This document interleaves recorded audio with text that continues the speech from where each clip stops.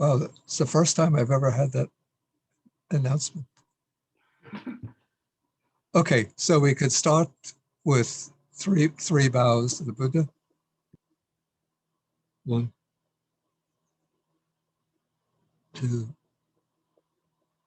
3. And then we do the salutation.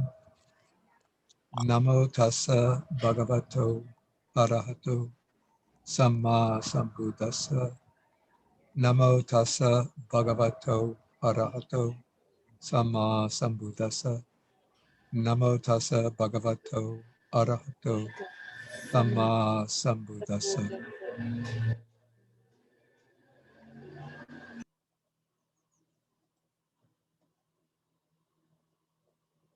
Okay, we can mute.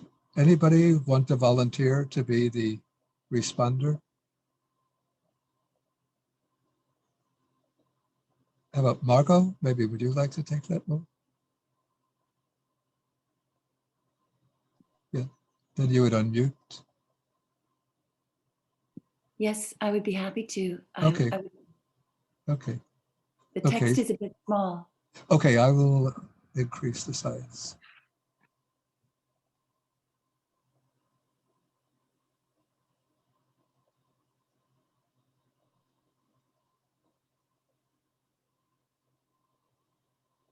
Is that better? Yes.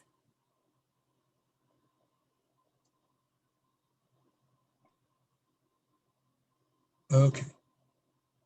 Okay, so today is May 24th, 2021, and we've been reading in the Majjhima Nikaya. This is Sutta number 19 on Dveda Vitaka Sutta, the discourse on the two kinds of thoughts. And we already did the passage on the unwholesome thoughts. Now we do the passage on the wholesome thoughts. A little similar in one way, some differences in the other. And this is starting at section number 209. So tassa mayham bhikkhave. Tassa mayam bhikkhave. Evam appamatassa. Evam appamatassa. Atapino pahitat. Atapino pahitattassa. Atapino pahitattassa. Yeah. Viharato. Viharato. Upajati nekama vitako. Upajati nekama vitako. Okay, so again, like the earlier sentences that we come across, this sentence is putting the actual logical subject or the active subject, putting it in the passive role in the dative case relative to what is really the object is functioning as the grammatical subject. And that is the thought. The logical subject or the active subject is, in this case, the Buddha himself. So it's as though the thought is occurring to him rather than him thinking the thought. So tassa mayham, the two pronouns, again, this is a typical feature in the Pali and the suttas, third person and first person, but they're both referring to the Buddha himself. To that, to me. Then thus, then uppamata or uppamatassa, heedful or diligent. Atapino is ardent or fervent. Pahitattassa, I explained that last week. I translate it as resolute. It's a compound of pahita, which is from the verb padahati, to strive. It's the past participle of padahati. Plus atta, meaning self. So literally it's one with a self involved in striving. But of course the self is not intended in the metaphysical sense, but just the personal sense. So I translate this as resolute. And viharato is living or dwelling. And then the verb, of course, is upajjati, which it seems for purpose of stylistic elegance, precedes the nominative subject, which is nekama vitako, the thought of renunciation. So if we had normal word order, we would have the subject here, nekama vitako upajjati, the thought of renunciation arose. And then another interesting feature is that we see the verbs here, upajjati, and then right here, pajanami. They are, what tense are they? Present tense. Present tense. But the Buddha is describing something occurring in the past, right? Right. So how do we understand the use of the present tense verb here? Historical present tense. Yeah, exactly. It's historical present. And that means the use of a present tense verb to refer to an action that took place in the past. So it's a common feature in Pali, especially in narratives. So in translation, we would translate it, to make sense, we would translate it as though it were a past tense verb. Okay, so literally, to that, to me, O monks, thus being heedful, ardent, thus dwelling, heedful, ardent, and resolute, there arose a thought of renunciation. But to make it sound more natural English, the way I would translate this, I would take this whole phrase and use the English word while. Then we could say, while I was dwelling, thus heedful, ardent, and resolute, there arose a thought of renunciation. So any question about this sentence? Bhante, Nekkhamma Vitakko, could this be a nominative Tapurus? It's a nominative, the compound is a nominative tapurisa. Yeah. I think Thank you, it's, Bhante. I think it's a tapurisa.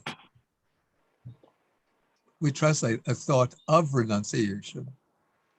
Yeah, I would say so. Thank you, Bhante. Okay. Okay, so Bhante? then, yeah. Yeah, it just occurred to me that in English, we can do a similar thing using the present tense when talking about a past event. Like I could say to someone, I was walking in the street, and then like I saw something, and then so seeing it, I'm thinking so and so, and then I'm doing like this or saying like that. And then we are using the present tense, so it's kind of shift. What just occurred to me. What do you think about that? I'm not sure that we would use it that often, but I think sometimes when people who speak English not so correctly, maybe would say, okay, I was walking in the street and then this guy comes up to me and he says to me, yeah, but if an English professor were hearing a student speak like that, he would correct him and say, no, you would have to say the guy came up to me and he said to me. Okay, we'll just continue then. Okay, so let's continue to read. Okay, so evam pajanami. So evam bhajanami. Upanno ko me ayang nekama vitako. Upano ko me ayam nekama vitako. Yeah, so, and then again, this is like in the previous paragraph. Here he uses only the third person pronoun, but it's referring to himself, as we could tell from the verb, which is first person, pajanami. So in English, in translation, we would say I, not he, but I understood thus. And then we would translate the present tense verb, we would use a past tense English verb. I understood thus. And he understands. There has arisen in me, or to me, this thought of renunciation. And we continue. So chako, So chako. this, yeah. Nave utta byabadaya sangvatati. Nev atta vyapada samvatati. Yep. Padaya. Yeah, byabadaya, Yapadaya. yeah, sangvatati. Na parabyabadaya sangvatati. Na parabhyapadaya samvatati. Na ubaya byabadaya sangvatati. Na ubaya bhyapadaya samvatati. Panya vudiko, Panya vudiko. avigata pakiko, Avigata pakiko. nibbana sangvataniko. Nibbana samvataniko. It seems to me that properly there should be a little T there to indicate the end of the quote. Okay, so there's arisen this thought of renunciation, and then continuing. And then here we have the ava put in. And this is, maybe I have to comment about this use of ava. We find that when we have a chain, a series of things, cha, and, we have cha, x, cha, y, cha, z, a series like this.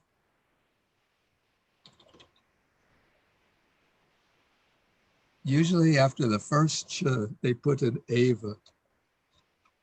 It doesn't really have a special meaning, but it just is used at the beginning of a chain of conjunctions and this and that and that.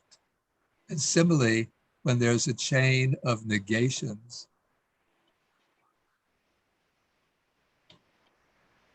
neither this nor that, the first na is followed by ava. So here we have three negations. And then the first one has that ava. In this case, the ava doesn't signify only, and it doesn't give a special emphasis. It just indicates the beginning of a chain, a series of negations. Okay, so that, referring to the thought, does not lead, the verb sangvatati, it does not lead to harm for myself. It's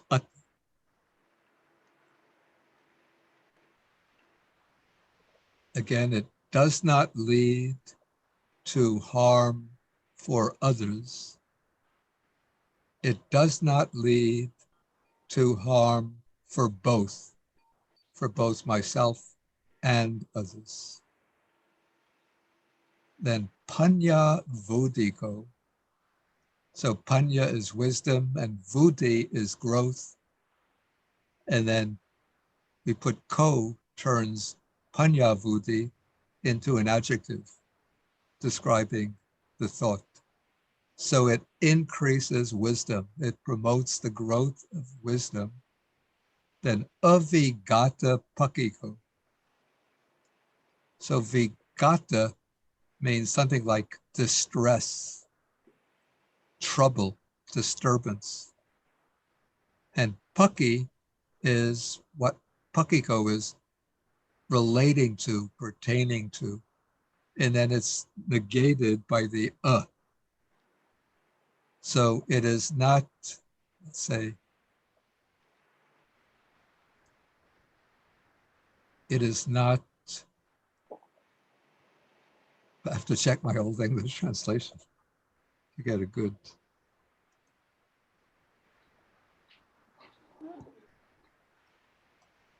Not pertaining to distress. Bhante, I think last time you said siding. Yeah, side on the side of distress.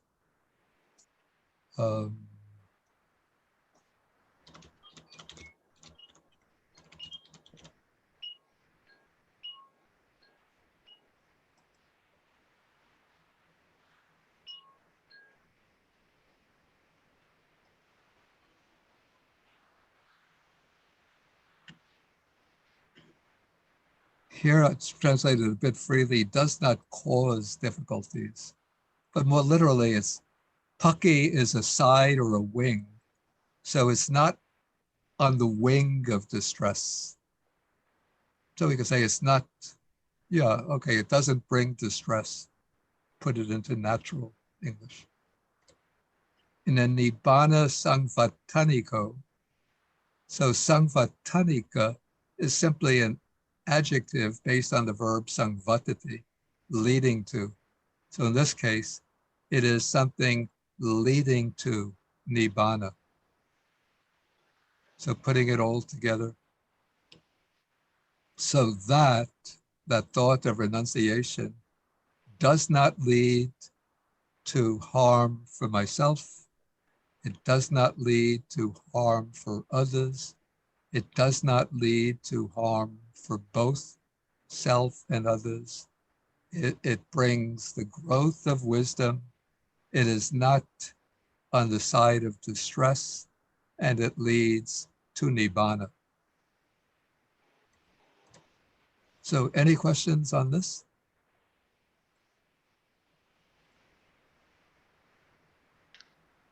Bhante, when it comes to compounds again, what would be the kind of compounds these words, the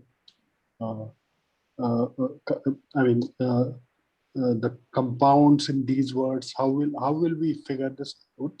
Like panya buddhiko, avigat, pakkiko, nibban, Yeah, samvattaniko. what I understand these to be bahubihi compounds, which are formed because the original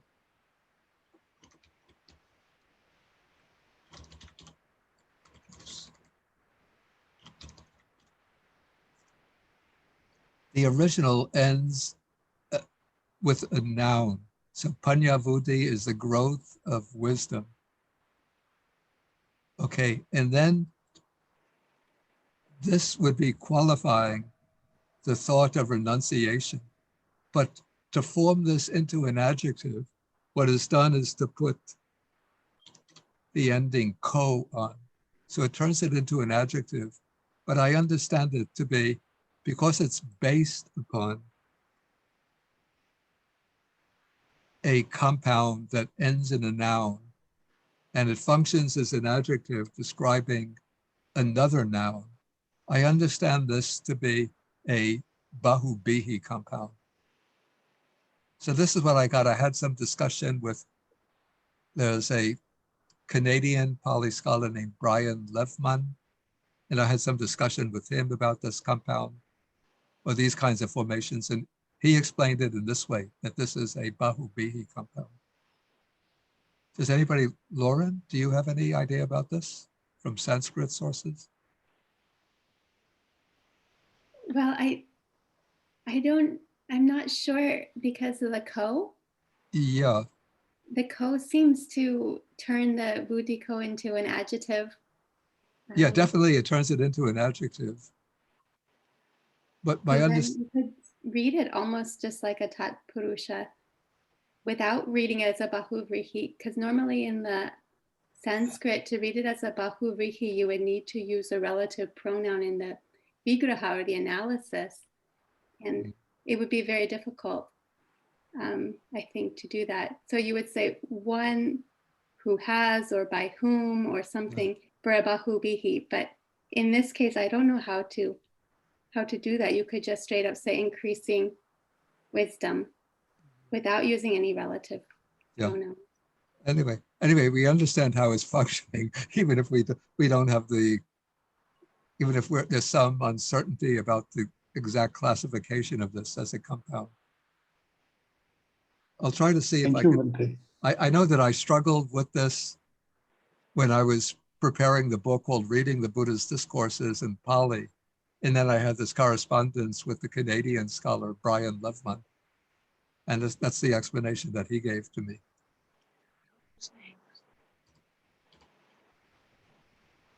But we understand the way it's functioning. It's a compound based upon Panyavudi, functioning as an adjective through the addition of the ko, describing Nekama Vitaka.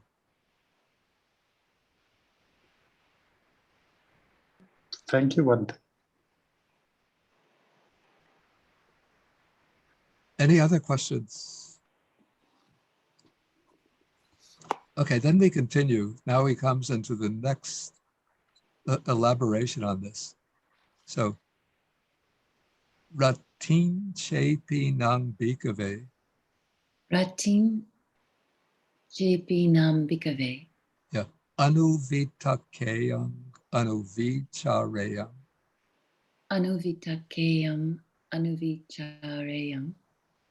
Neva Tato Nidanam Bayam Samanupasami. Neva Tato Nidanam Bayam Samanupasami. Okay, so first I would start with Che P. So the Che is if, and the P gives a sense of even. So even if, okay, then the word rutting, here it's functioning somewhat adverbally. It's originally an accusative, but here it's functioning somewhat like an adverb for a night, or we would say all night, or throughout the night. Okay, then anuvitakeyam and anuvichareyam, both of these are what kind of verb?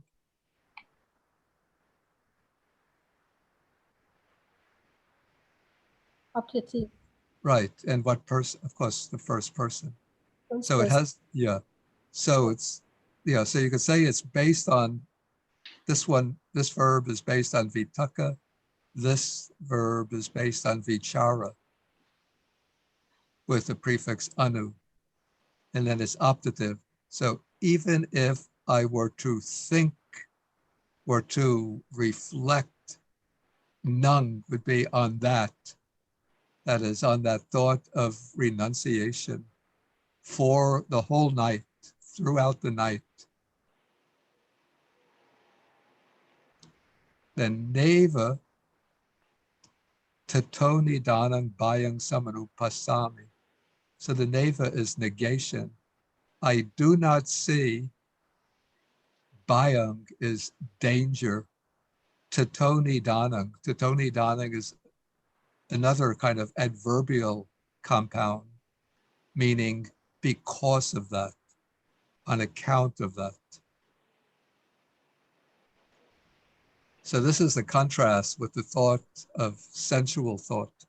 If this thought of sense pleasures arises and one thinks it, even for a few moments, not to speak of for a whole night, then there is bhaya, there's danger or trouble. But here he says, even if I were to think, to reflect on that thought throughout the night, I do not see, or I did not see, danger on that account. And then he continues, Diva sam chepi nang bhikkhave anuvitakeyang anuvichareyang. Divasam chepinam bhikkhave anuvitakeyam anuvicharayam. Yeah. Neva tato nidanam bhayam samanupasami. Neva tato nidanam bhayam samanupasami. And then we might as well do the next sentence. Ratin divang chepinang bhikkhave Ratim divam chepinam bhikkhave anuvitakeyang anuvichareyang. anuvitakeyam anuvicharayam. Neva tato nidanam bhayam samanupasami. Neva tato nidanam bhayam samanupasami.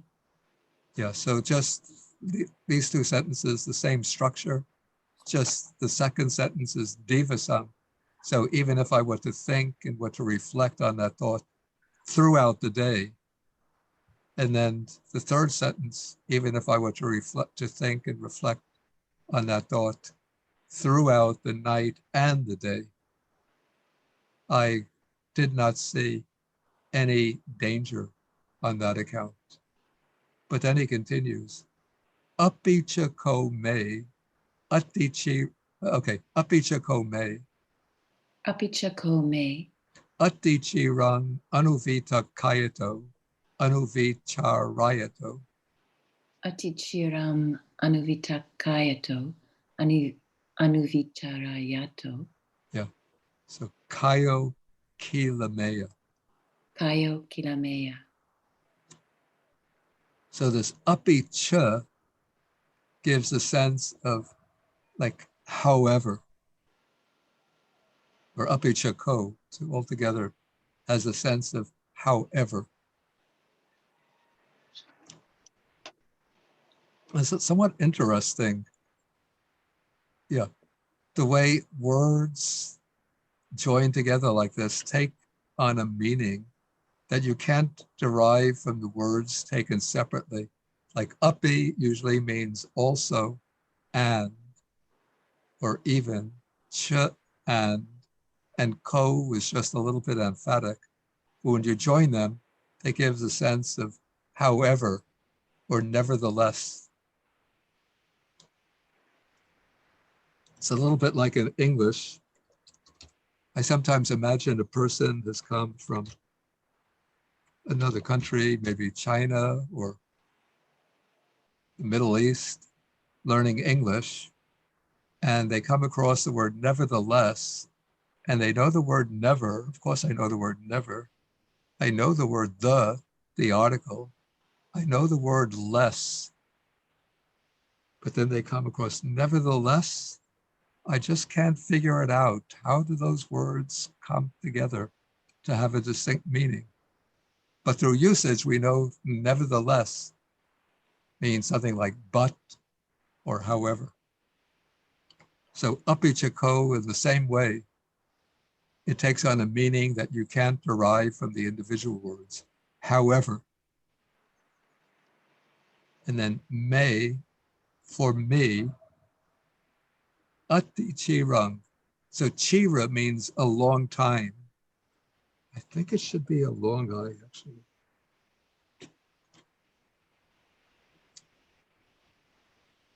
So chira is a long time, and ati is excessive. So an excessively long time.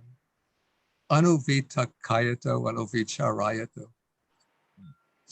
So that goes with me. For me, of me, thinking and reflecting in this way. Kayo, the body, kilameya. So kilameya is optative based on the verb kilamati, to become tired, to become fatigued. And from this we get the noun kilamata is fatigue. Okay, so maybe a sense, however, if I were to think and to reflect in such a way for an extremely long time, my body would become tired. So any questions so far? Yes, Bhante. Is this a truncated present participle anuvitakkayato?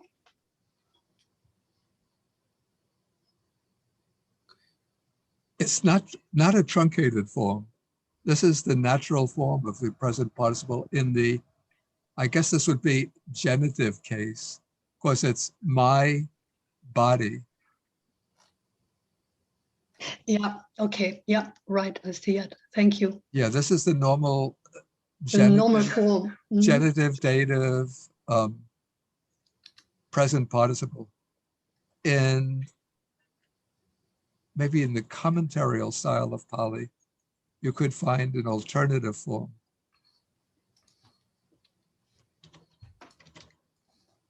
And it might be anuvitakayantassa. But this is more common in Sutta Pali. Bhante, Thank you, Bhante. Adichiram, it seems, isn't chiram a long time and chiram is like bark of a tree? No, it has nothing to do with bark. So then should Let it be a me just check. short eye? Wait, let me just check whether it has the long eye or the short eye.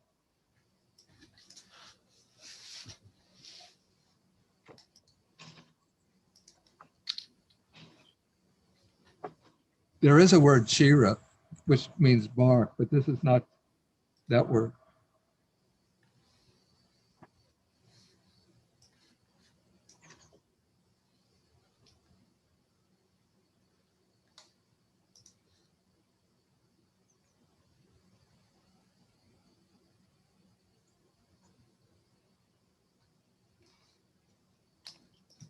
I'm sorry. I made the mistake. It's a short eye. Yeah, there is the word chira with the long eye means bark. Okay. Anything else? Yes, Bhante, I have a question. May I ask a question, Bhante? Yeah, go ahead, speak. So, apicha ko, could we not use like kimchi, the ci, kimchi, for example, kimchi or kochi. So, could it be changed to ci, the indefinite? Because, however, like apicha. Yeah. I think you could have kinchapi. Yeah, you could have had it perhaps. Kinchapi. Same principle. Yeah. Thank you.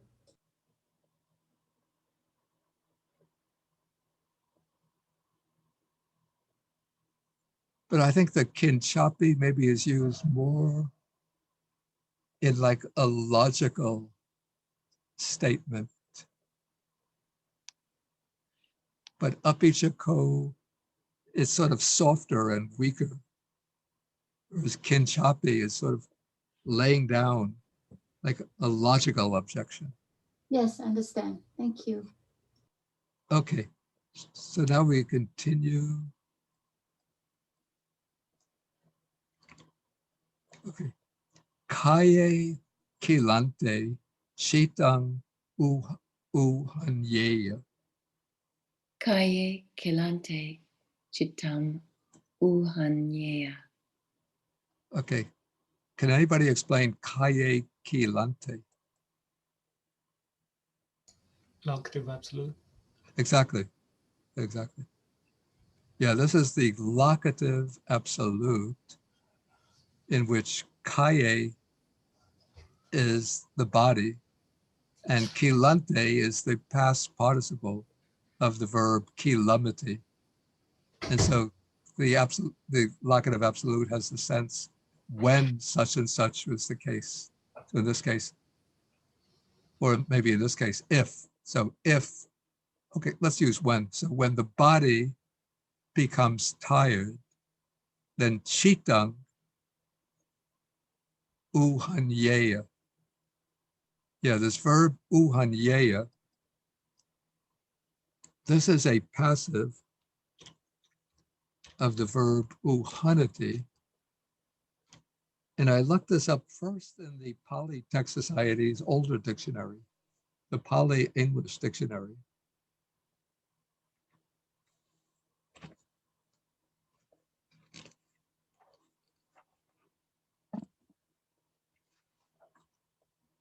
Which derives it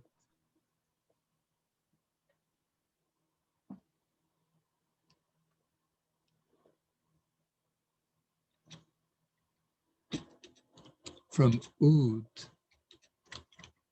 plus hanati. But then I looked it up in the newer Pali, the newer PTS dictionary called the Dictionary of Pali. And this dictionary has two verbs, uhanati, two verbs spelled in the same way. And the first one is from ud plus hanati. And this has the meaning of to throw away,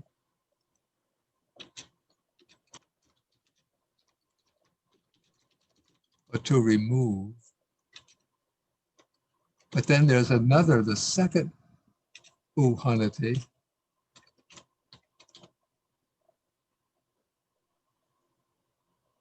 It says is probably from upa plus hanati. And this has the meaning of to strike, to damage, to afflict.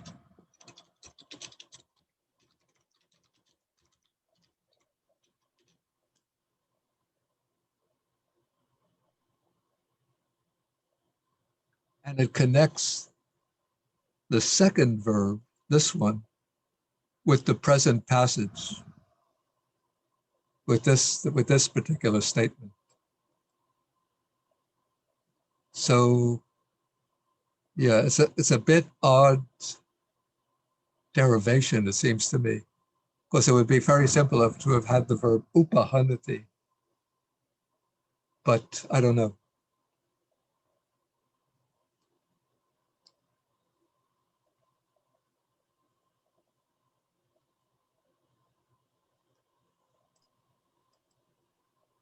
Banda, Yeah. maybe the sense of throw away is making sense in the sense because the next sentence is talking about samadhi. So I just want to see if the commentary says anything about it. okay.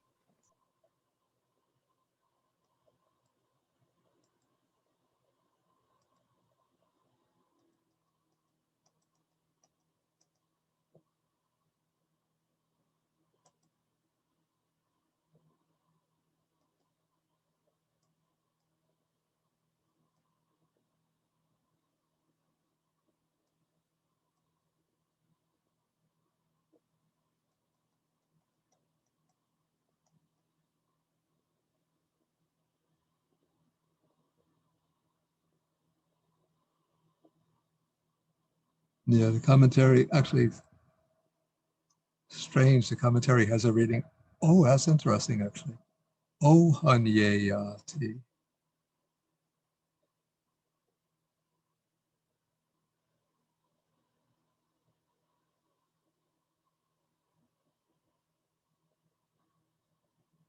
And then it gives the explanation, udachaya sangvateyati.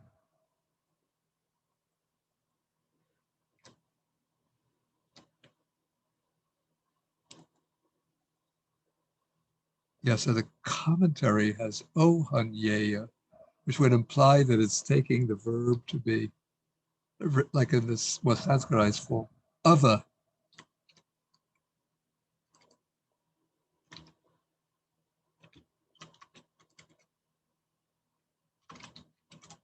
Hanyati. And that closes with ugati.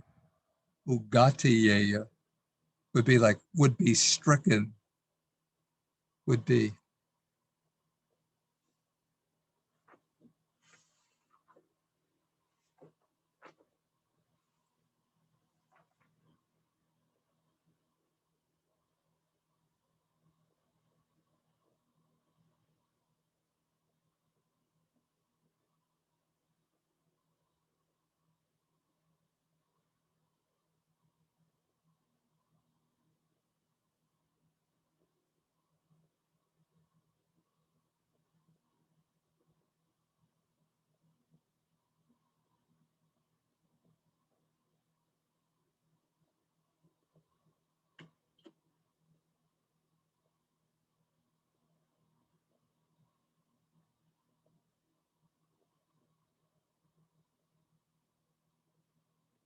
Yeah, I'm not quite sure of the sense about ugatiyeya here, but it gives the sort of the sense of this is that udachaya sangvateyati. That is, it would lead to udacha, to agitation.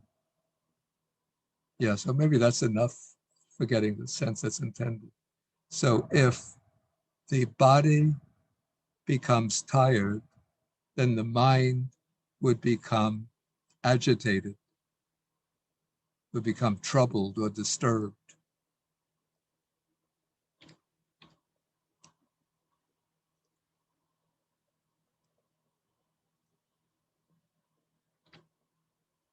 And then uhate chite ara chitang samadim hati. Uhate chitte arachitam samadimhati. Yeah. Okay, so uhata is taken to be the past participle of this verb, uhanyati. So when the mind is troubled, when the mind is agitated, then the mind would be far from samadhi, from concentration.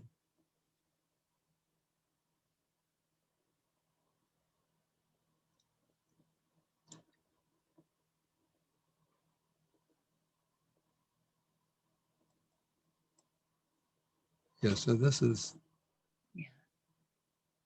his reflection.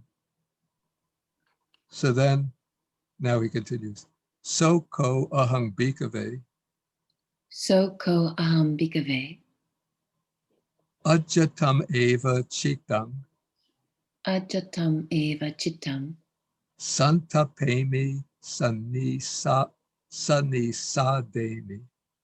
santapemi, Sannisademi. sanisademi. Yeah. Yeah, I actually prefer this. Ekodi karomi, Ekodi karomi,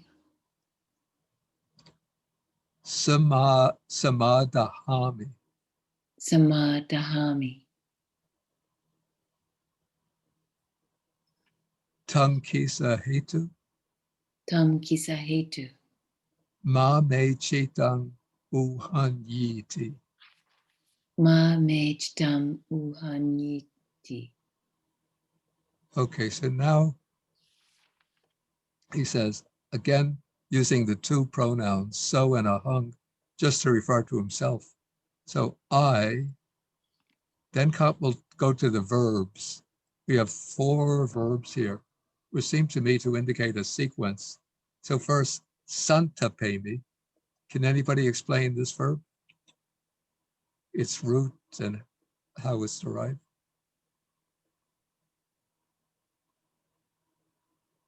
I can maybe try, but Go ahead. is it the what is ta, from which we get the verb tirthati, Yeah, exactly. and this is the, we have a prefix some, and Exactly, this yeah. is the causative present tense singular. Yeah, exactly. Yeah, so it's the root of this is ta, to stand, and then it would have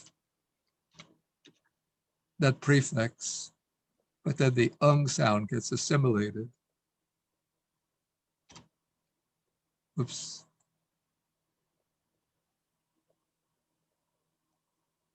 So the becomes the nasal belonging to the same group called the retroflex group. And then it's a causative form. So you could see that from the uppe indicates a causative, usually. And then it's first person singular.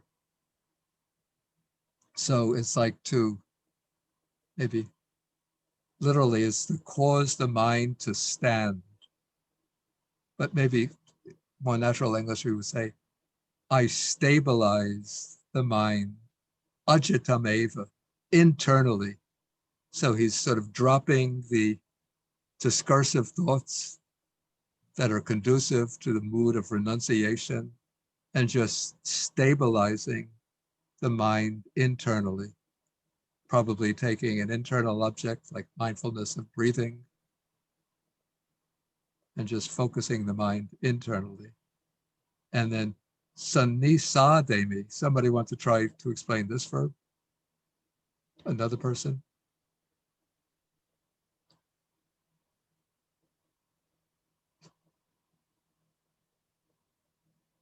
Bhante, this is nisidati. Yeah, It derives from nisidati with the prefix sang. yeah, exactly, yeah, yeah. And then it's a causative form. So the verb, the normal verb, oops, what happened?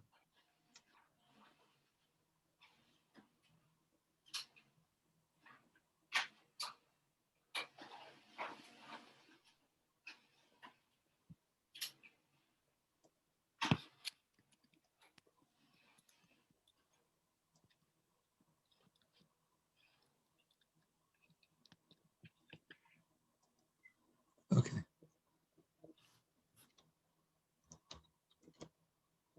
Okay, so the normal verb that we meet is nisidati, to sit down. And then here we have the prefix.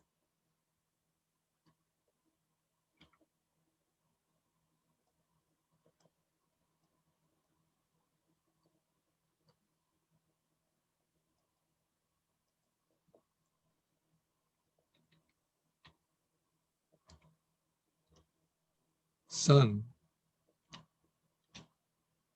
And then the gets assimilated to the end. And then it becomes a causative form. So we go to the root is sad.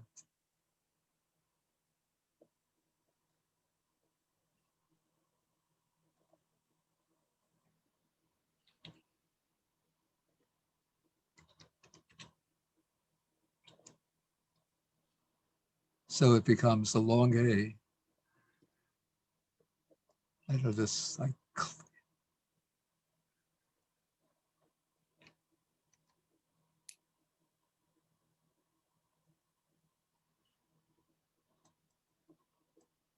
I did something. I'm going to close the file and open it again.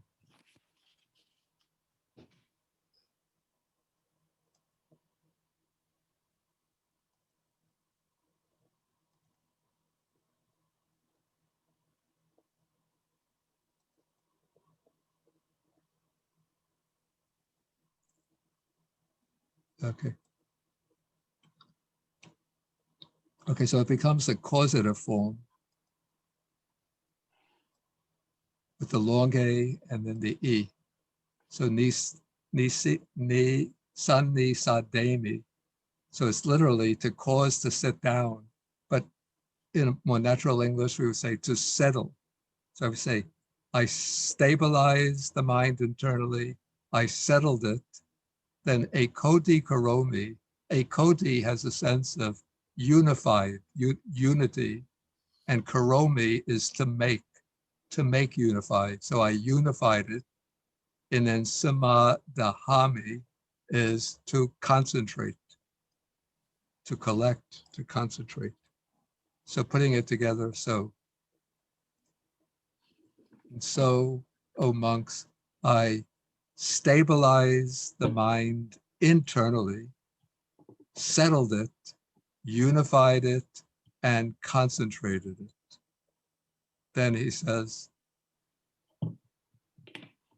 what is the reason for that?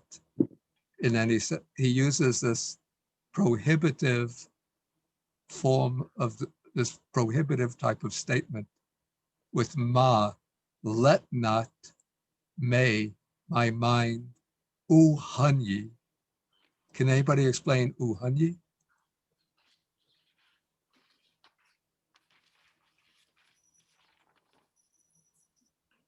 Is it a prohibitive Bhante with an aorist? Exactly, exactly. It's the prohibitive form of the verb, and usually, I think probably most often in Pali, the prohibitive form of the verb uses the aorist, but the aorist not in the past sense, but it's a special function of the aorist, meaning a prohibition. So in this case, let my mind not be troubled, not be disturbed. And uhanyi is, of course, it's the past of, or it's the aorist of uhanyati, to be troubled. So may my mind not be troubled. Let my mind not be troubled.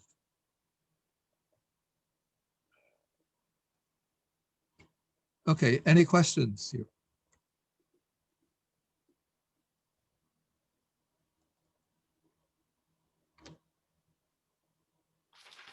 Okay, we can go continue then.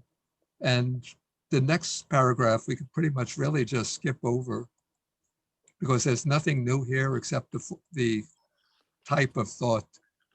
So next comes abhyapadavitako, the thought of goodwill or non-harming, and avihingsa-vitako, the thought of non-injury. Otherwise, everything else is the same.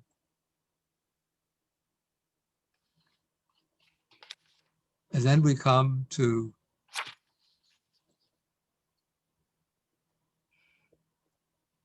this portion, but this portion, so far, everything here is the same as what we covered last week.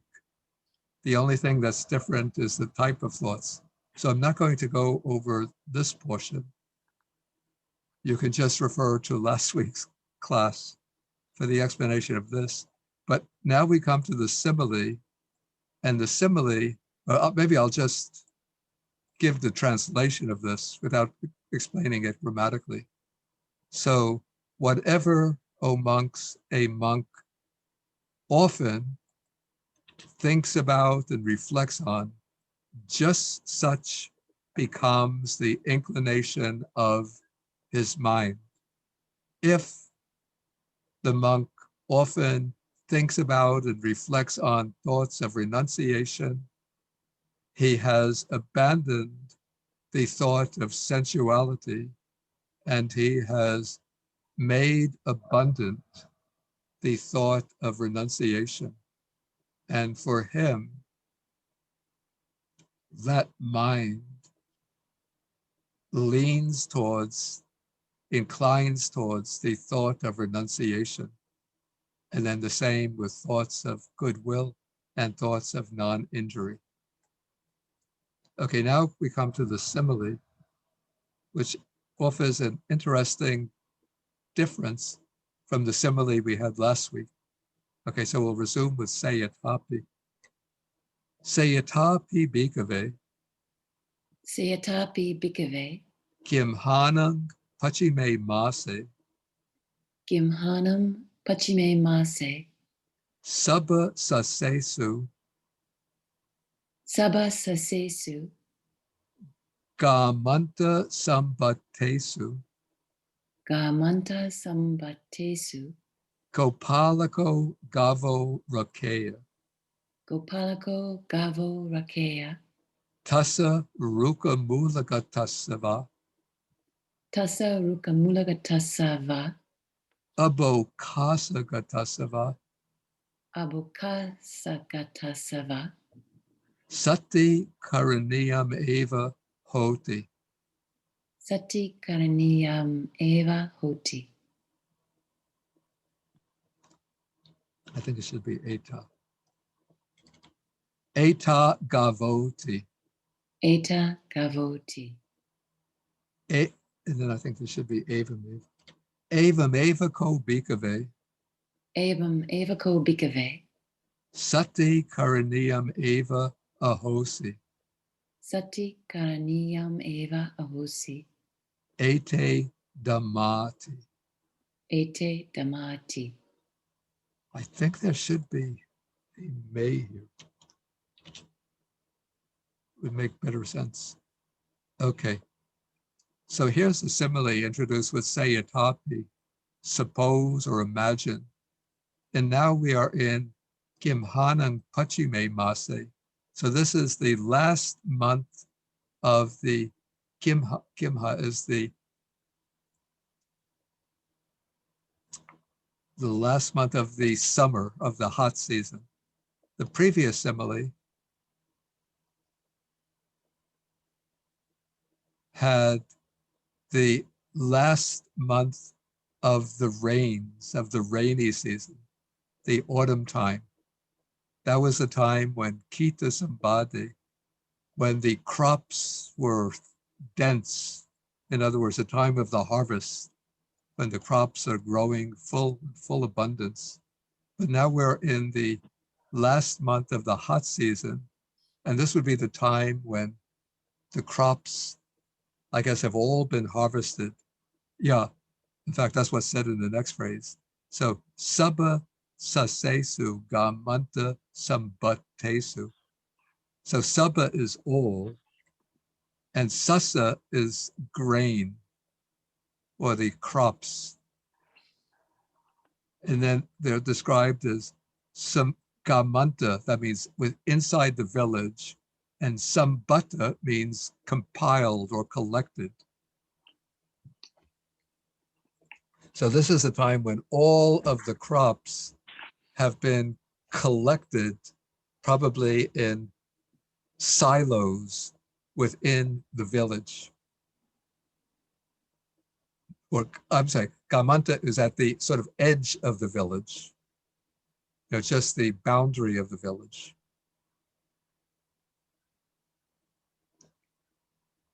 Okay, so now, because the crops are no longer, flourishing, but they've all been cut and harvested.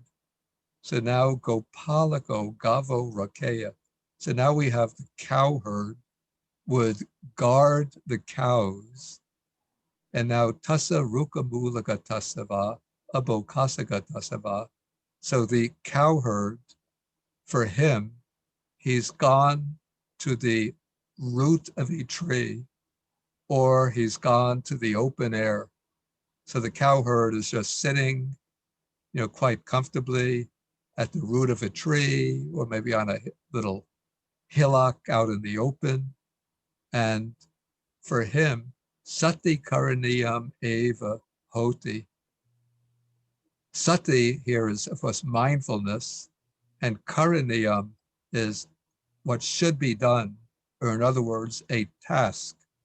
So there is only this task to be done with mindfulness, and that is Eta Gavo. These are cows. So the cow herd might be sitting there, maybe playing his flute, or maybe playing some computer game on his cell phone. And just every once in a while, he just looks up to make sure that the cows are, nibbling on the grass, or maybe lying on the grass. He doesn't have to.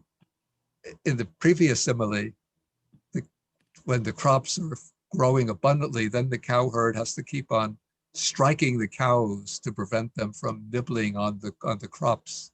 But now the crops are all gone, so the cow herd could just relax and just keep an eye on the cows to make sure that they don't go wandering off. But otherwise, he can do what he wants. And so the Buddha says, in the same way, O monks, then I would say, for me, there was this task to be done with mindfulness, namely, just to be aware that there are these dhammas, these phenomena are taking place. These things are happening.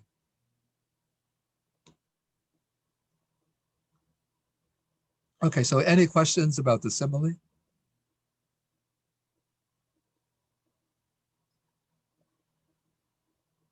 Okay, then I'm going to skip over this big block of text because all of this is exactly the same as the passages that we covered in the first sutta of this session, Majjhima Nikaya number 4. So this is like stock material that's just been inserted here, describing the Buddha's attainment of the jhanas, then his attainment of the 3 higher knowledges, ending in the destruction of the asavas. And so in the last watch of the night, he gains the 3rd knowledge and so ignorance was destroyed, knowledge had arisen, darkness was destroyed, the light had arisen, as happens to one who dwells diligent, ardent, and resolute. Okay, now comes another couple of similes, pair of similes. So now we're in section 215. Okay, so Sayatapi Bhikkhave. Sayatapi bhikkhave. Aranye Pavane Mahantang Ninang Palalang. Aranye pavane mahantam ninam palalang.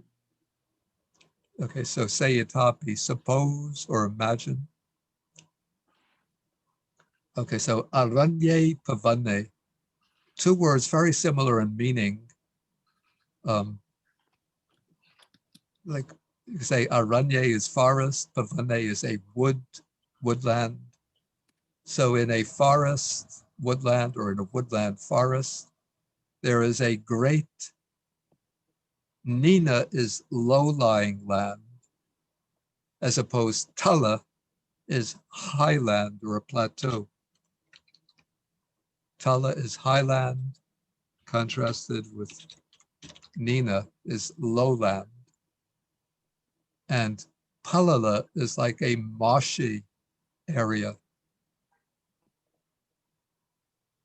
I guess this would be common in the jungles of India in that period.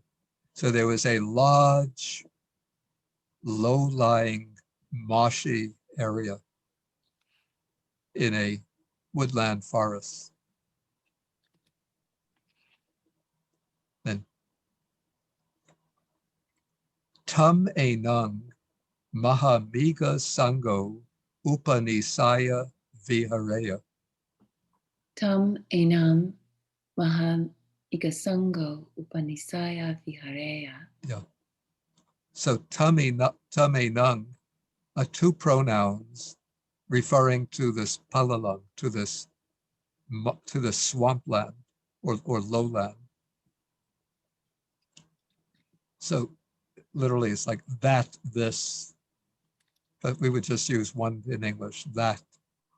Then we have Maha Miga Sango. So Maha is great or large. Miga are dear.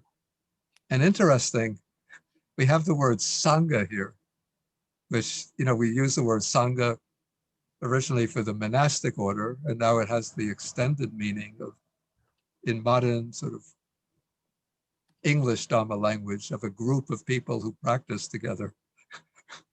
But here it's referring to animals.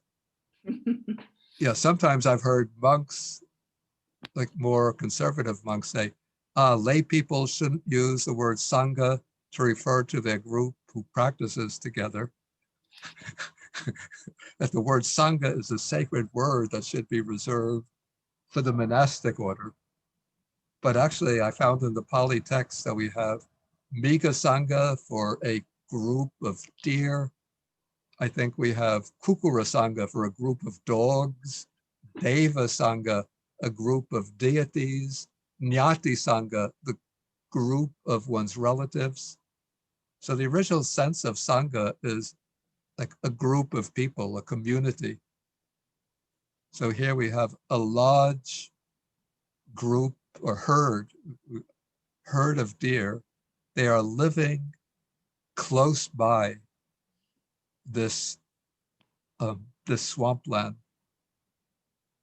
Upanisaya is originally an absolutive, but it takes on an adverbial usage, having the sense of, in this case, living in dependence upon or living close by. So we use it, wait, I just was finishing a second. So we use this, we say that, say, Bhikkhu Gamang Nisaya Viharati, that the monk lives in dependence upon a particular village.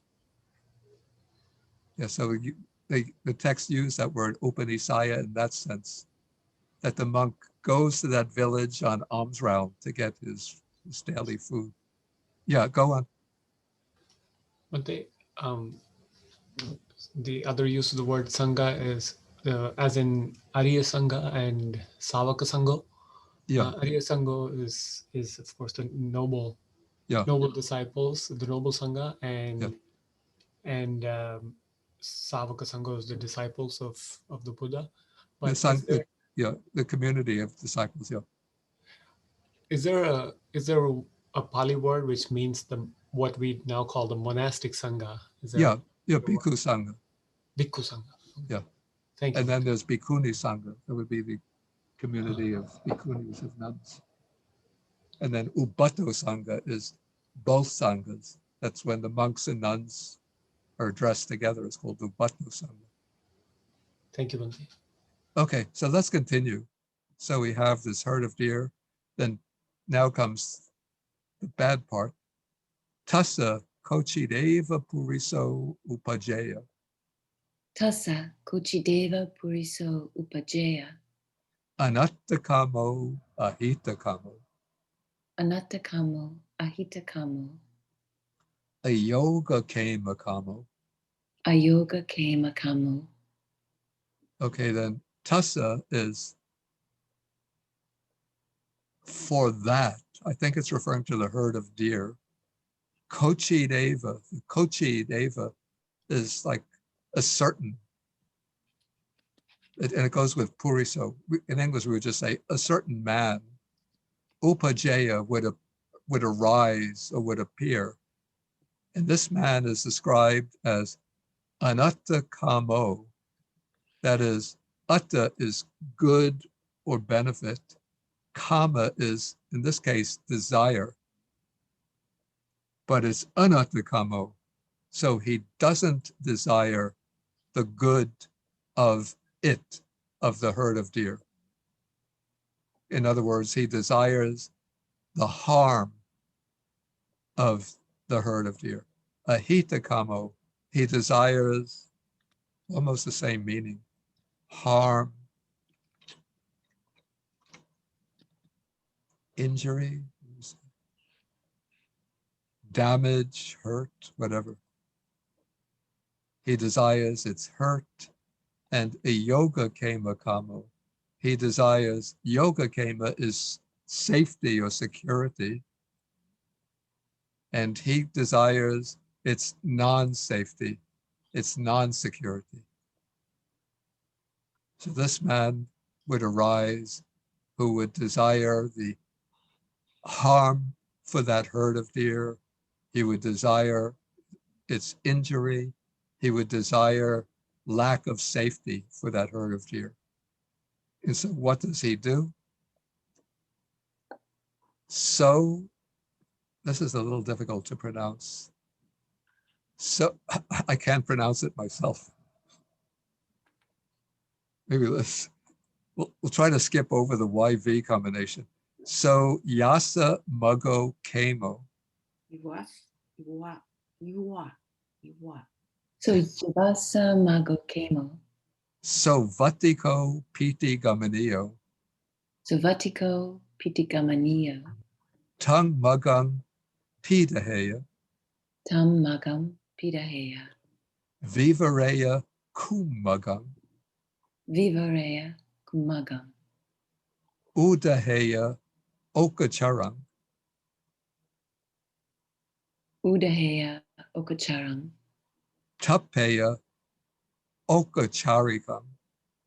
Tapeya Okacharikam.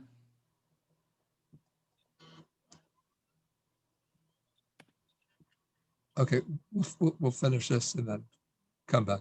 Evang Hiso Bikave. Evang Hiso Bikave. Mahamiga Sango. Mahamiga Sango. Aparena Samayena. Aparena Samayena. Yeah, I think we'll go with this word.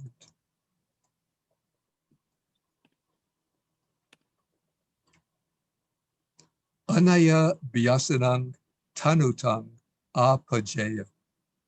Anaya Byasanam Tanutam Apachaya. Okay, so this is what we have, that man, the bad man comes along, and what he does, so the so refers to the man, Puriso. Then can anybody explain Yavasa? What is a strange looking word? Bhante, is it you plus us? Yeah, it's yo plus asa. And the yo refers to Mugo, to the path. So the so refers to Puriso, the man.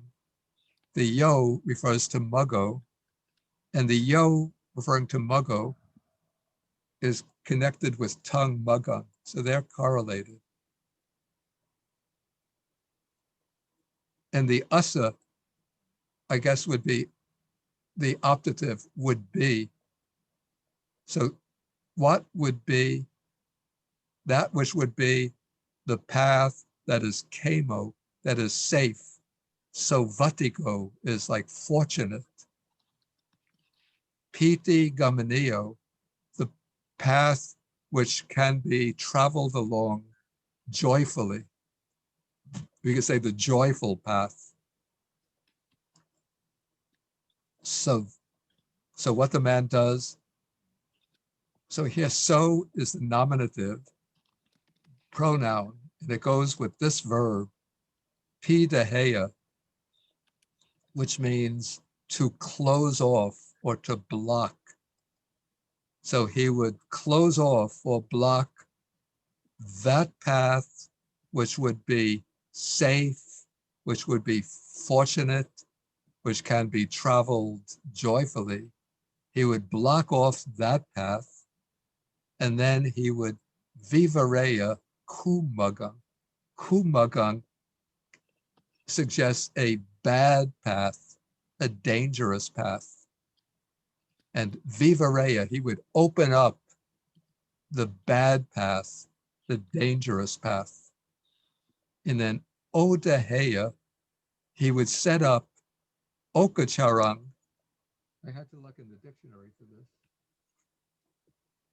And it gives us the meaning a decoy.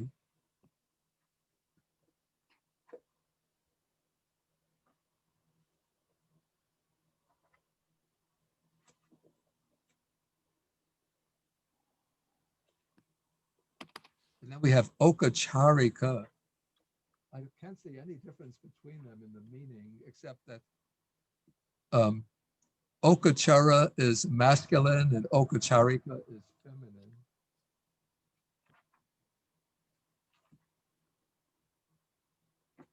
Okay, the dictionary gives for Okachara a decoy deer, a tame animal.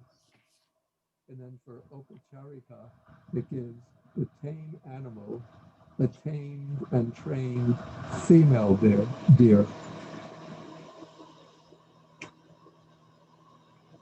So I don't quite know what the distinction is. Maybe the male decoy attracts the female deer, and the female decoy attracts the male deer. And odaheya is to put down, and tupeya is to set up, but they seem to be similar in meaning.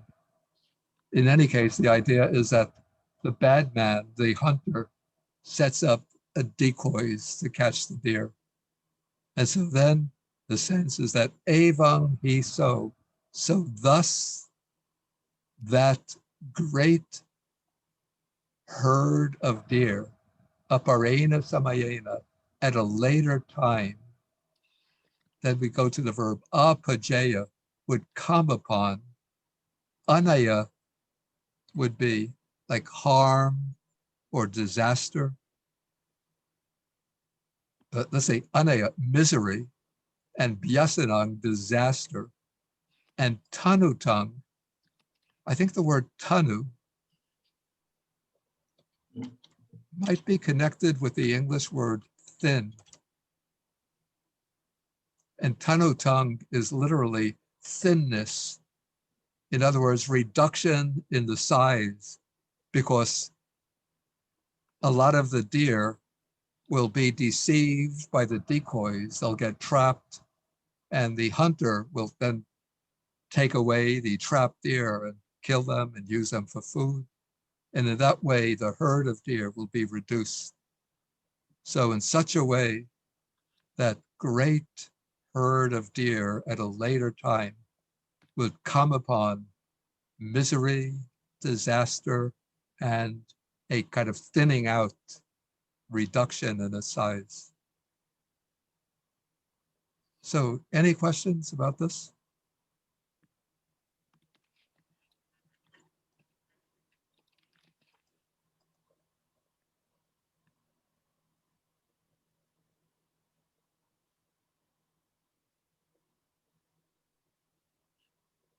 Yeah, the commentary, I'm just looking at the commentary for Odaheya Okacharang. It says in one place, he would set up one Deepaka Miga. I don't quite understand that expression.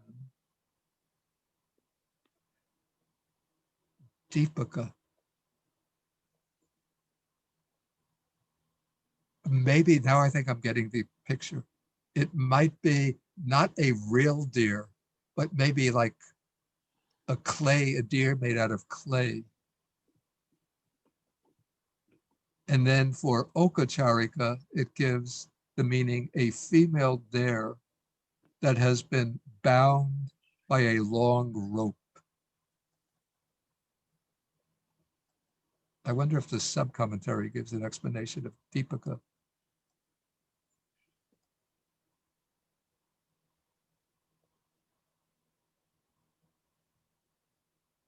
No, even the sub-commentary doesn't explain.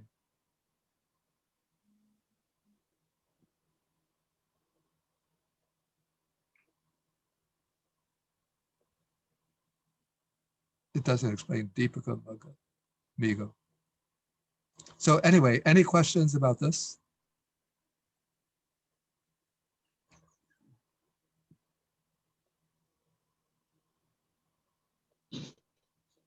Okay, I think what we will do is pause at this place. And then next week, actually, we won't be having the class next Monday. We'll come back in 2 Mondays to finish the class. And we'll come back to have the class in 2 Mondays. And then we'll finish this sutta and then go on to the Vitaka Santana Sutta. So let us take I have 2:22. We'll take an 8-minute break, and at 2:30, be back in your seat, and then we will do the passages from the Sutta Nipata. Hemavata Sutta, very beautiful sutta.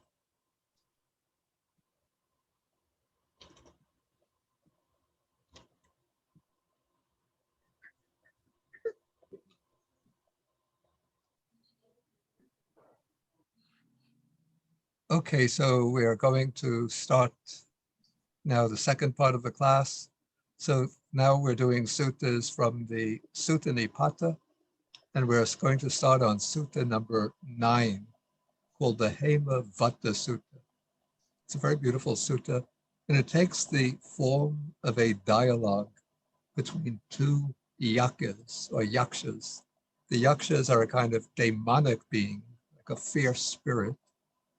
And these are two spirits, two yakshas, who, according to the commentary, in a past life, they had been monks during the time of the previous Buddha. I think it was Kassapa Buddha, but they had misbehaved in certain ways, gone astray. And so as a result, they were reborn as yakshas.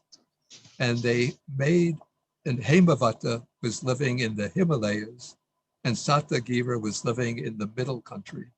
And they had made an agreement with each other that if either of them had seen some wondrous or marvelous events taking place, they would inform the others. And so Satyagira had witnessed the Buddha setting in motion the wheel of Dharma, starting his teaching career. And he went to inform his friend, the Yaksha Hemavata, about the wonderful, astounding thing that he had witnessed, and to bring Hemavata to also meet the Buddha. And so this is the dialogue that takes place between them, as Satyagira is trying to persuade his friend, the Yaksha Hemavata, of the virtues of the Buddha.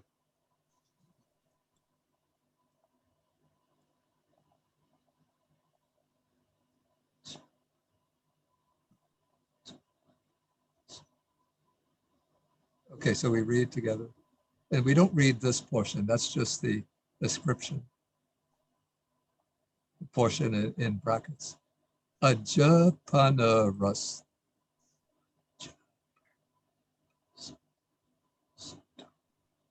Yeah, I don't.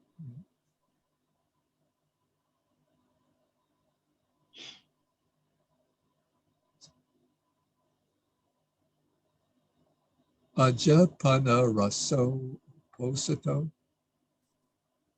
Ajapana raso uposato. Diba rati upatita. Diba rati upatita. Anu manamang sataram. Anumanam sataram. Handa pasama gotama. Anda pasama gotamam. Okay, so we'll start from the beginning. Aja is today, and then Panaraso means the 15th. That means it's the 15th day in the fortnight. That's the 2-week period. And it's the Uposita, that's the day, normal day of the special religious observance. They call in Sri Lanka, they call it the Poya Day. So he's saying today is the 15th, that's the day of the full moon. It's the Uposita, the religious observance day, followed even by the Brahmins and other sects, not just by the Buddhists. Diba rati upatita. Diba is like divine, celestial. Rati is night. Upatita has appeared or is present, has arisen. And I know, like in our modern America, we don't really get to notice very much the differences of the night with the changes in the moonlight. But in my experience in Sri Lanka, in the forest in Sri Lanka, when it's a full moon night, the moonlight just spreads out through the forest and lights it up so brightly. And so it's almost like celestial, like a celestial night. So saying today is the 15th full moon day of the Uposatha. A divine night is present, has arisen. Then he gives a request, handa. Handa, it doesn't have a translatable meaning, but it's used when giving a kind of command or making a request.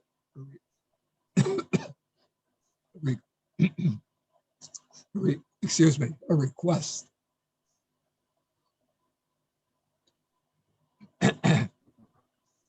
So he says, come now. Maybe we could render it something like, come now, let us see Gautama, referring to the Buddha by his clan name. Let us see Gautama, the teacher. So the Buddha, he's called here the teacher. Anoma Nama. Anoma, this is, Nama is name. And Oma is shallow. And Anoma means not shallow. In other words, deep name, a deep name. Let's just see if I could get the commentary on the sense of that.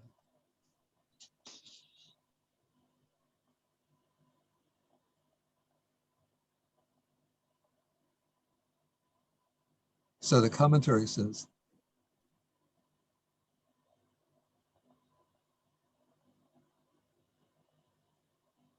so this commentary says he is named the Buddha and also named the Blessed One because he is endowed with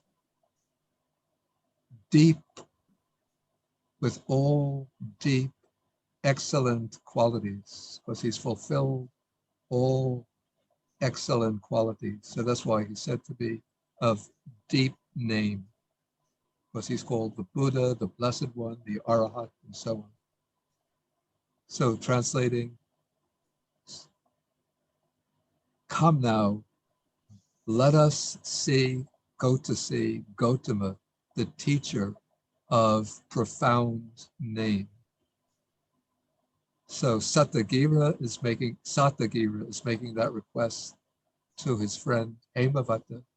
Then Hemavata is going to ask some questions. And you can see that the sutta might have originally been composed, this is my hypothesis, purely as a kind of hymn of praise to the Buddha, but then maybe some early monks decided to give it a dramatic setting by turning it into an exchange, a dialogue between two yakshas, one asking questions and the other echoing the questions with his reply. So now comes the dialogue. So Hemavata says, Kachi mano supani hito. Kachi mano supani hito. Sababute sutadino. Sababute sutadino. Kachi ite aniticha. Kachi ite anite cha. Sankapasa vasi kata. Sankapasa vasi kata. So the word kachi, it doesn't have a translatable meaning, but it indicates that what's going to follow is a question. So is it the case? Something like, is it the case? So is it the case that his mind is well disposed? Sababutesu, towards all living beings. And tadino is again referring to the Buddha. It means something like the balanced one, the impartial one. So is it the case that the mind of the impartial one is well disposed towards all beings? Then again, kache, is it the case that he has vasikata means mastery, control or mastery over sankappa, over his thoughts. Is it the case that he has mastery over his thoughts in regard to ite? Ite is a past participle from the verb ichiti, which means to wish, to desire. So from this we get the past participle ita, meaning what is wished for, what is desired, what is in other words, what is desirable. And the opposite is anite, what is undesirable. So is it the case that he has mastery over his thoughts in regard to both the desirable and the undesirable?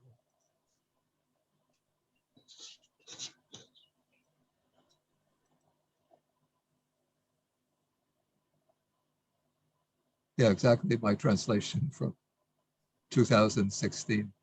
The mind of the impartial one is the mind of the impartial one well disposed towards all beings. Has he mastered his intentions towards the desirable and undesirable? And then we don't have to read line by line the answer, because the answer just reflects the question, but without any uncertainty. So Satagira, the Yaksha Satagira replies, the mind of the impartial one is well disposed towards all beings. Then, or again, he has control or mastery over his intentions or thoughts in regard to the desirable and the undesirable. So any questions about this? Ante, yes. Why is vasikata ends with long A? And what's the meaning of sankapasa? What's that asa? Yeah. Yeah, it ends with a long A because this is an abstract noun.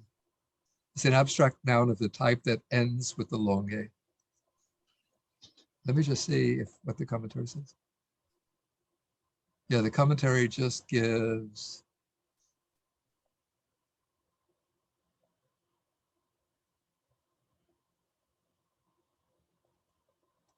vasangamita, one who is gone to control.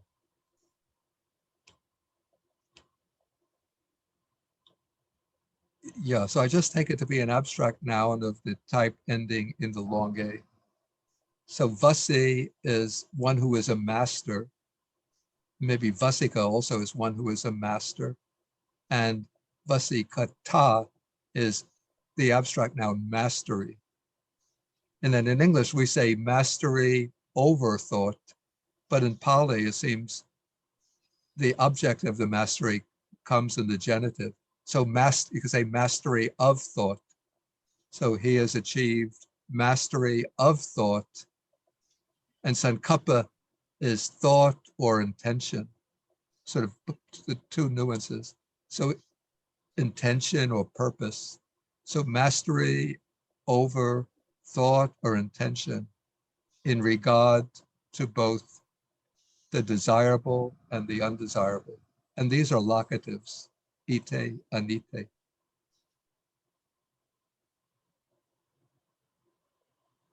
Is that okay? Thank you. Okay.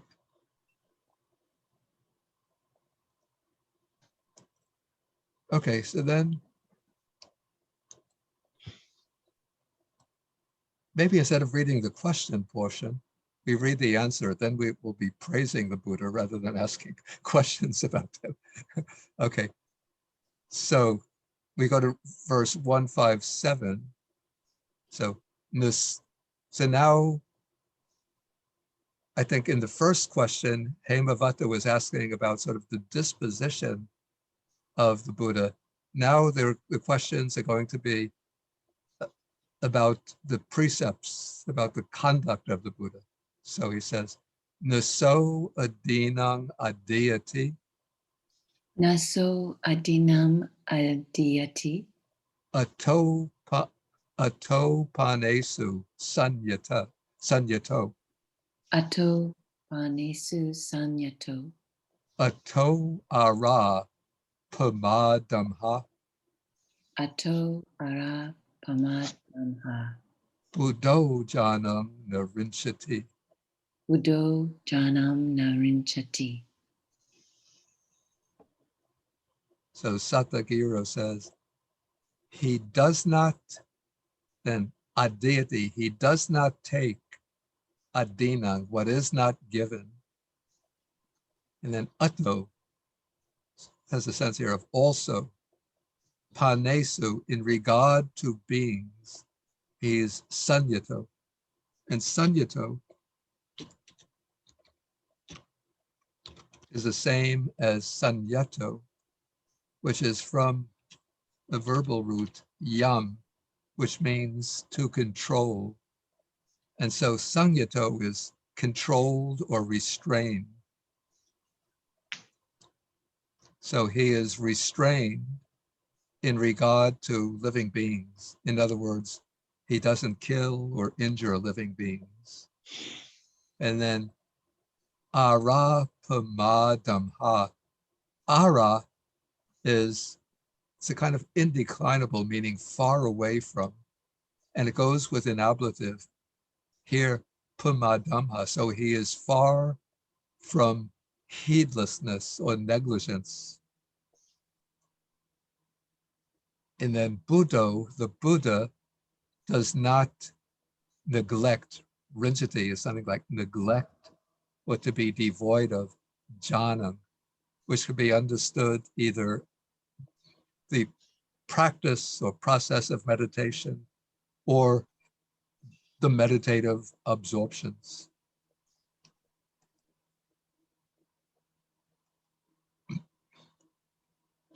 So putting it all together, he does not take what is not given, and he is restrained in regard to living beings.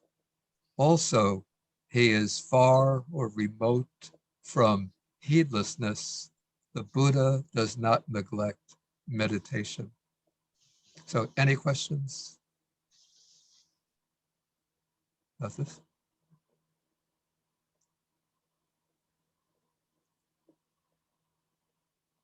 Okay, then we'll go to the next verse of the answer with the answer.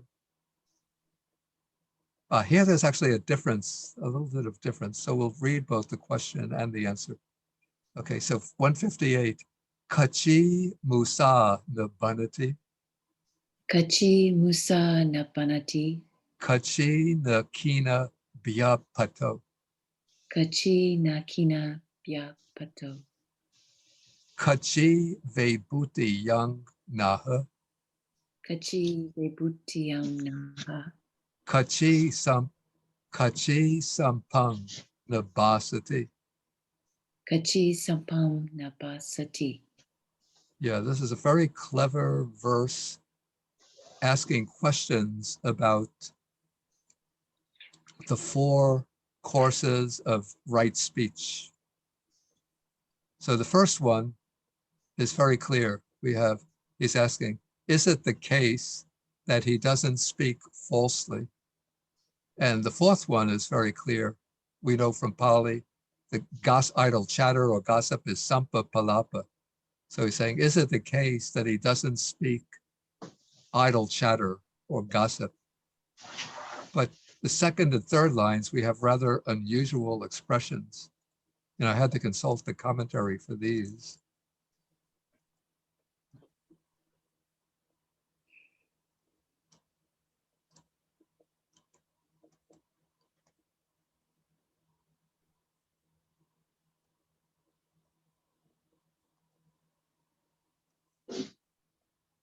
Let me just post the paste the commentary. Yeah, please, if those who are not speaking, mute the mic. Okay, for Byapato, the commentary explains this as Vachaya Pato. So Pato is a pathway and Vachaya is speech. So Byapato is a pathway of speech.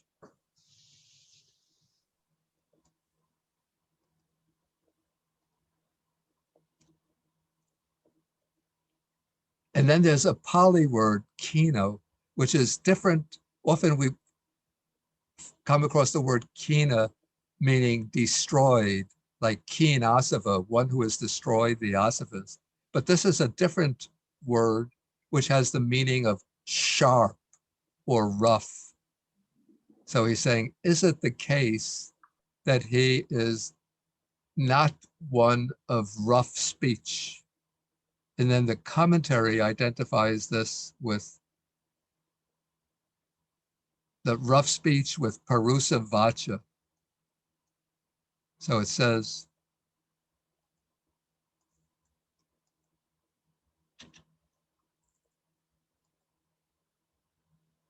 ne parusa vachoti vutanghoti. So parusa vacha is harsh speech. So saying, is it the case that he is not one of harsh speech?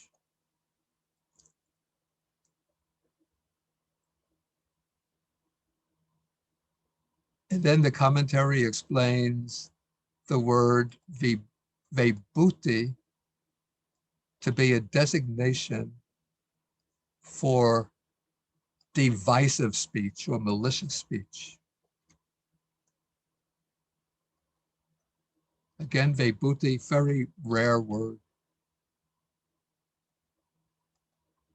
Maybe it occurs only here, but it says this is a divachana, is a designation for pesunya. Pesunya is malicious speech or divisive speech, speech that creates conflict between people. Pisuna vacha. So he's saying, is it the case that he doesn't speak divisively? Okay, so putting it together, is it the case that he doesn't speak falsely?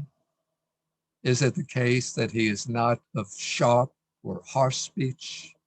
Is it the case that he does not speak divisive speech? Is it the case that he doesn't speak gossip? So any questions about this?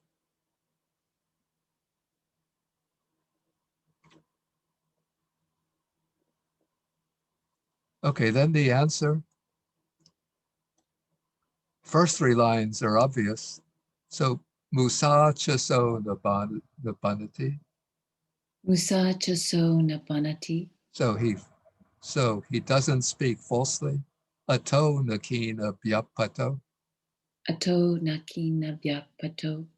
And then he is not one of sharp speech, of harsh speech. And kina byato, this is a bahubihi compound with a adjective kina and the noun byapata, pathway of speech. Then atta vebhutayang naha. So this is na plus aha. Then he doesn't speak divisive speech. But then the different line is manta atam chabasati. Manta atam chabasati.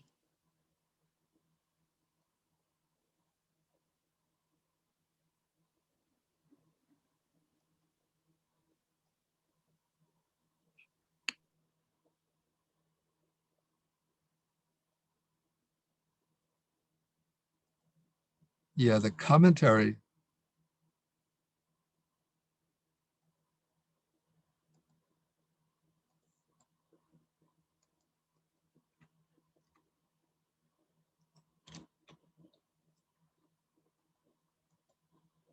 the commentary identifies manta here with panya, and then it says,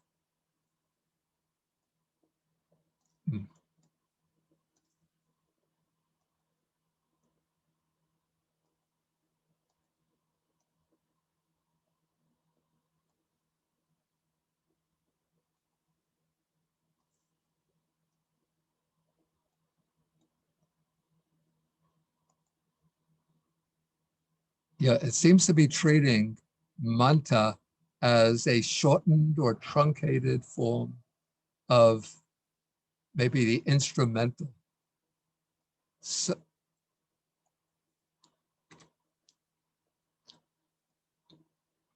the Blessed One, through that, with that wisdom,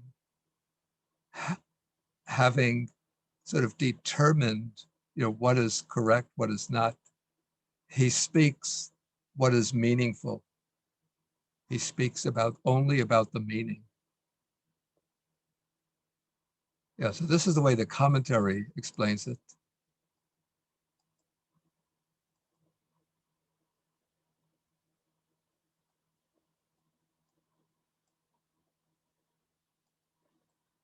So Bante, it's a truncated instrumental, not a truncated absolutive.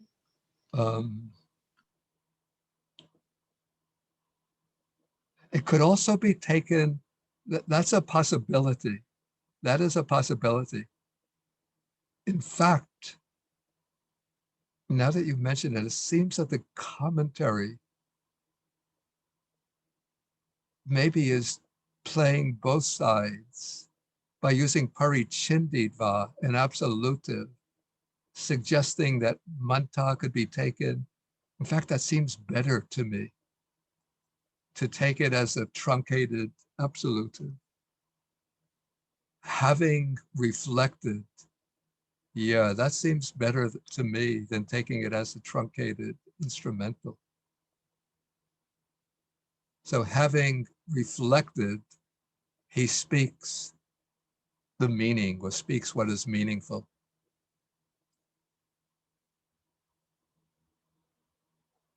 Yeah, actually, that seems quite good.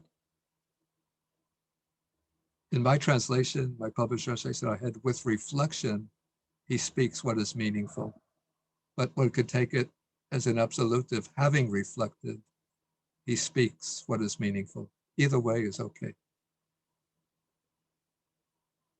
Okay, so any other questions about this pair of verses? Well, what would be the verb form if you say it's an absolutive manta? It should be derived from a verb, huh? Yes, it would probably be the verb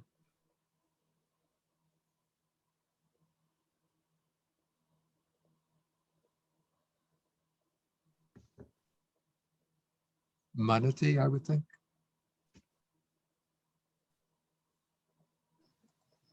The dictionary said it's mantati.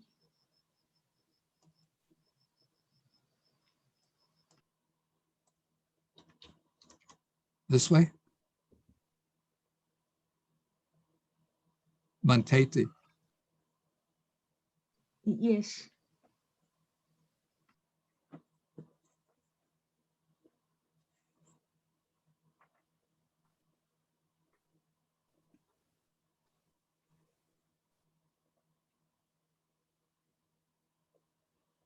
Yeah, I see the dictionary says manta has also erroneously been taken as an instrumental of manta, or as a so-called gerund of mantati. But the Pali dictionary, this is a Pali English dictionary, takes it to be the agent noun manta. But I don't agree with the dictionary here.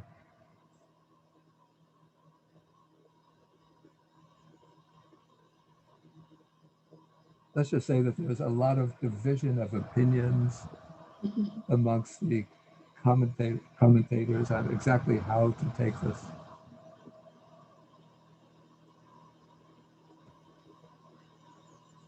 Manteti, manteti in the sense of to consider, to think over. That's a possibility.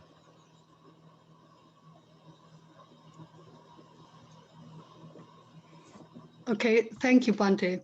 Yeah, there's a lot of, difference of opinions. Probably scholars have written long articles.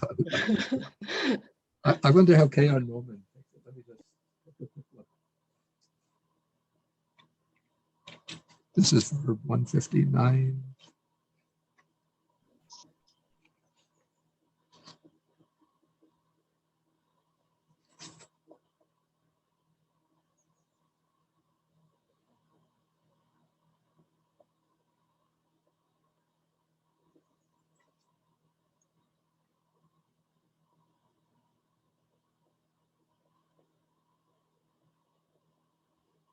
Yeah, Norman says that this word can be a feminine noun, manta, equated with panya, or it can be the absolutive, manta, and it can also be the nominative of the agent noun, mantra. This would be mantra, and Norman translates it as the last of these. This is K.R. Norman. He takes it as the agent noun. So manta would be a thinker, a wise person.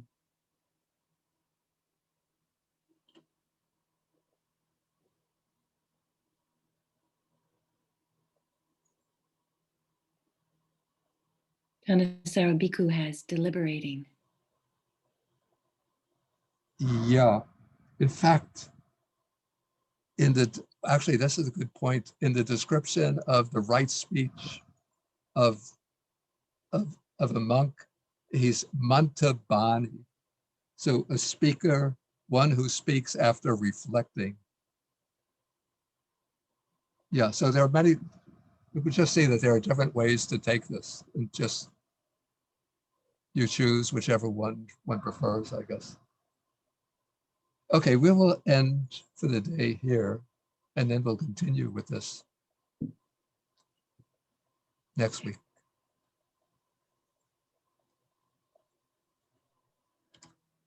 Okay, so let us end with, again, with 3 bows to the Buddha. 1,